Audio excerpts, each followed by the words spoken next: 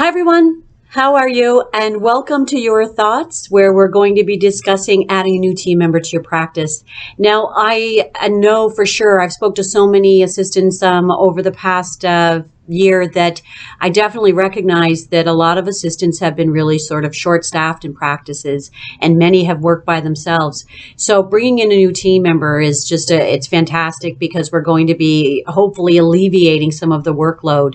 But also it can bring on more responsibilities in training duties. So we're discussing that so that we can kind of have a better transition for the practitioners and for yourself and for the new member, but most importantly, of course, the patients. So I do like to have something outlined and established before I begin my training. And the first thing that everybody really should have established is a set of procedures and protocols for the practice in advance. And that would be things like your code of conduct, your workplace harassment policy, dress code, all of your procedures for basically running the entire practice. Now, that would be your procedure book. That all of that would go inside of your procedure book. And if you don't have one established, I know that most practices have one, but they're more than likely not up to date or current. So don't worry about that too much. But as you go along with your training and you're doing the certain procedures that you are actually training the new assistant, start implementing that into your procedure book. You can always make it pretty and retype it and things like that later on. But definitely start getting that procedure book in order, because having that in place will definitely help you have an easier time with your training a new assistant, and it will help the assistant in learning. So also, I would definitely keep in mind that regardless of having an experienced assistant or a brand new assistant, you must keep in mind that they're new to your practice. And I know that it can be very stressful time to train and complete your own responsibilities. But I've spoke to a lot of assistants for the last year, and many of them have expressed that they've had assistants apply and come in and start the job and be very excited. But once they get in there and see how much work is involved, it's very overwhelming to them. So one, we really do want to put our best foot forward to show why we do what we do and why we love it so much, so we can kind of inspire this new team member to want to be a part of our practice. And two, we don't want to overload them with information. So again, having this structured training procedure will really help so many things across the board.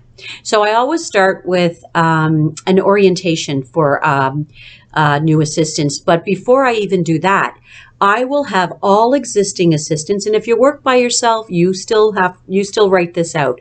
I write down all of the list of duties and responsibilities that each team member already has. And then I look at that, and then I will start to reassign different responsibilities to the new assistant and to the existing assistants. You want to look at what they're doing, what they like to do, what they feel more comfortable doing. Now, keep in mind that every single assistant must know how to do everything in the practice, because that's our job. We must be capable of completing every procedure in the practice.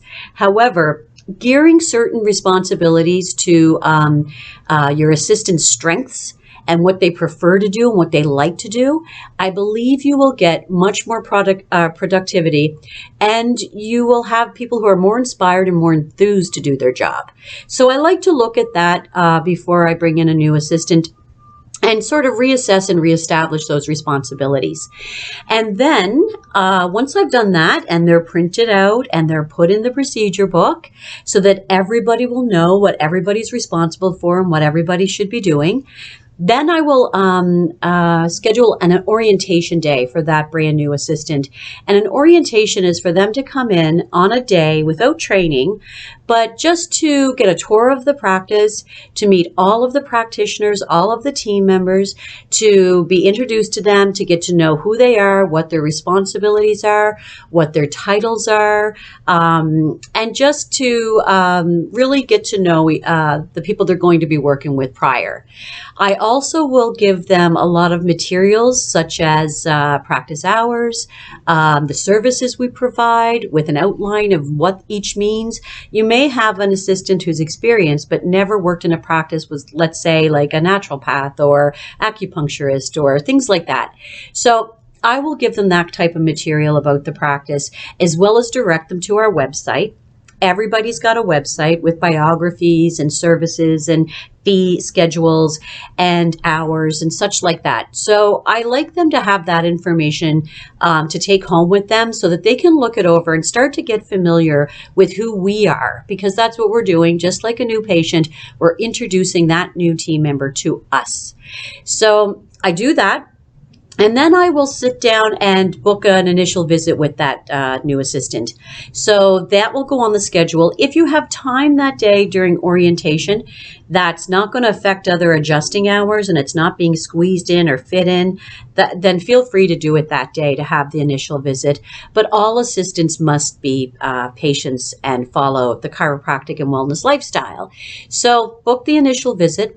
When they come out, schedule the report of findings. After the report of findings, you're going to set them up just like any other patient with their schedule of care. They're going to pre-book, so they have their appointments on the schedule. Very structured, just that's how we do things in our practice. And then I would definitely give them their list and their schedule for training. Now, I always have my training 2 weeks in advance, have a schedule of exactly what I'll be training and on what days. I try to mix it up throughout the training to have morning training sessions and evening training sessions so that I can train on opening protocols and closing protocols. Then I have my list, as I've said, I always have that in advance. I have a list of exactly what I'm going to be training. And if anybody needs help with that, please feel free to contact me and I will work with that with you for your training schedule and the criteria for training. I always will start, if you're a practice that has multiple assistants and multiple practitioners and you offer different modalities, I begin with having the new assistant learn the front desk position and the patient management system.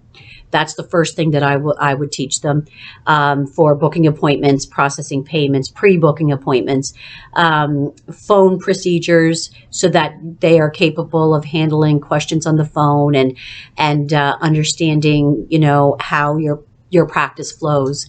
I always have them with an experienced assistant or myself, and I will have them the first 2 to 3 shifts, just really sitting and observing our language and how, again, our practice operates and how it flows and how we communicate with one another, so that they can understand that and they're not being overwhelmed.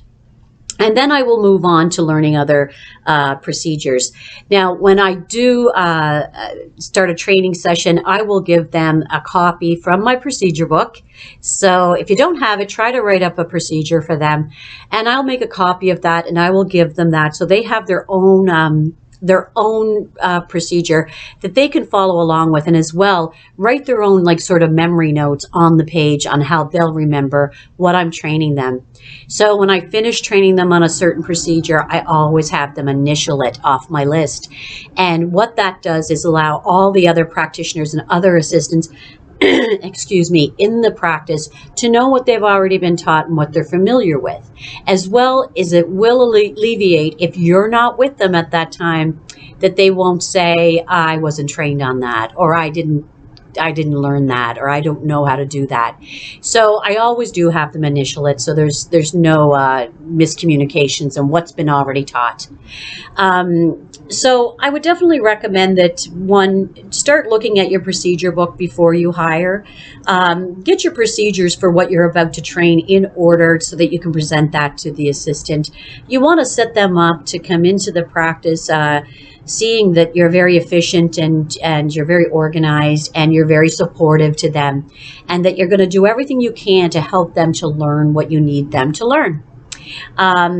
Because they're definitely going to be hopefully a long-standing partner with you in your road of what you do.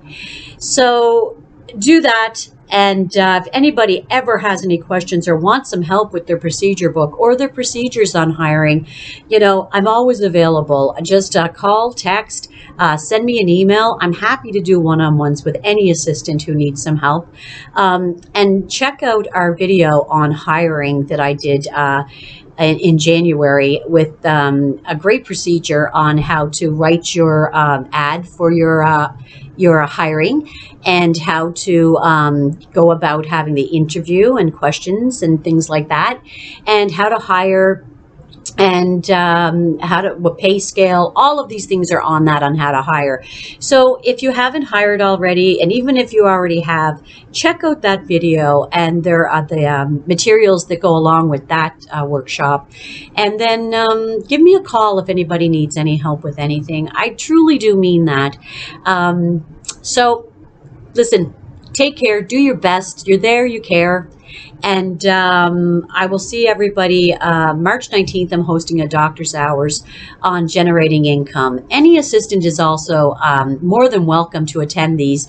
And if the doctor can't and you're interested to do that, then please join. You can always take it back to your doctor and hopefully be inspired to, grow the practice and grow your team, and feel really good about what it is that you do, because it's very important. And I want everybody to feel that and understand that, and to know that I know what you do and I respect what you do, and I'm grateful for what we all do.